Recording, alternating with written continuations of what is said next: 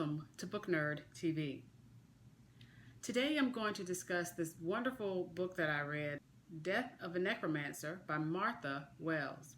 The book was published in 1999. The story revolves around our protagonist, Nicholas Valliard. Valliard is a nobleman from a disgraced family who sets out on a path of revenge against this Count Montesquieu, who he blames for the death of his godfather. His godfather was a scientist and a doctor who, after the death of his wife, attempts to create this sphere using science and magic in order to talk to his wife, because that's what he wanted to do. He wanted to talk to his wife. The Count Montesquieu uses the research that this doctor performed against him to accuse him of necromancy. Necromancy in this country is one of the worst crimes that you can be accused of. Valliard's godfather is eventually taken to trial, found guilty, and executed. And from that moment on, Valliard has decided that he's going to get his revenge against this count for the death of his godfather. To exact his revenge, Valliard creates this persona of a master criminal, master thief, who has this criminal underground network through which he plans to set up this count to be accused of crimes against the crown so that he can suffer the same fate that his godfather did, Valliard's godfather did. It's during these escapades that Valliard starts to run across these strange events, strange occurrences. He runs across these supernatural ghouls, these other magical beings. He also runs across, during one of his robberies, a spiritualist who claims that he can speak to the dead. Again, this is kind of bordering on necromancy, and so of course Valliard is interested to see what's going on with this spiritualist. It's during one of these spiritualist events that Valliard discovers that the spiritualist has a sphere that his godfather created. Valliard determines he has to investigate what's going on with this spiritualist to find out how he got the sphere that his godfather created. He created 4 or 5 of them. He thought he knew where all of them were, but then here's this random sphere. This is the groundwork that Martha Wells has laid for the book to really take off into the investigation of these strange events, again, these missing children, how this spiritualist happens to have a sphere, and all these other sort of supernatural occurrences that are happening.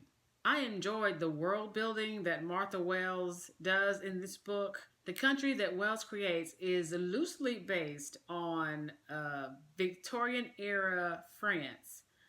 But of course it's a reimagination of the country. The country is actually called Ile-Rien, if I'm pronouncing it correctly. Wells's world gives us this neo-Victorian period with these steampunk sensibilities. The atmosphere reminds me vaguely of Edgar Allan Poe with a bit of Sherlock Holmes thrown in to boot. It's a really interesting mix, and I really enjoy the world that Wells has built. This book is basically a detective story with these elements of the supernatural and the elements of magic and elements of science kind of all woven together to create this really wonderful and entertaining story. I enjoyed it a great deal. Wells is able to create just the right amount of tension in the story to move the story along, and about halfway through the book I really was like, I'm going to finish this book. I finished this book over the course of 7 days when I went on vacation, and I really enjoyed having this to read right before I went to bed. And it got to one point where I was, delaying dinner later and later so that I could try to finish reading the book.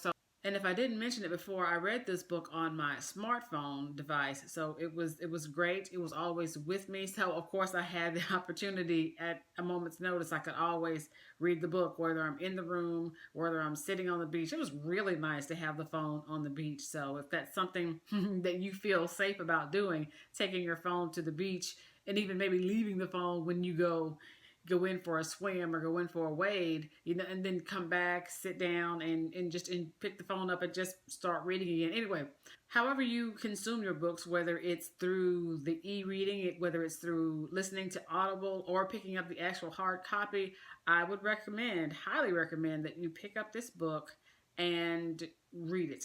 If you enjoy fantasy, mystery, and a little bit of supernatural magic thrown in, I highly recommend this book to you. I think you'll find it very entertaining. The book is very well written. The world building, again, I can't stress enough, is just wonderful. If I remember correctly, Death of a Necromancer is part of a series. I think it's the second book in a trilogy, or it's the second book in a duology.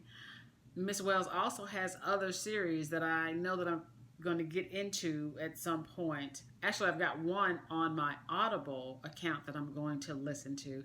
And I'm excited to listen to this book. It's in a different series, so not the same series as Death of a Necromancer. So new protagonist, new city. But again, she did such a great job building this world for Death of a Necromancer that I feel like I'm going to enjoy the new books as well. If you've read Death of a Necromancer or listened to Death of a Necromancer, leave a comment below and let me know what you thought about the book. Again, clearly I highly enjoyed it. I highly recommend it.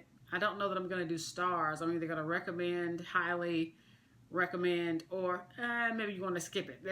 That's going to be my review system for right now. Okay, book nerds, that's it for today.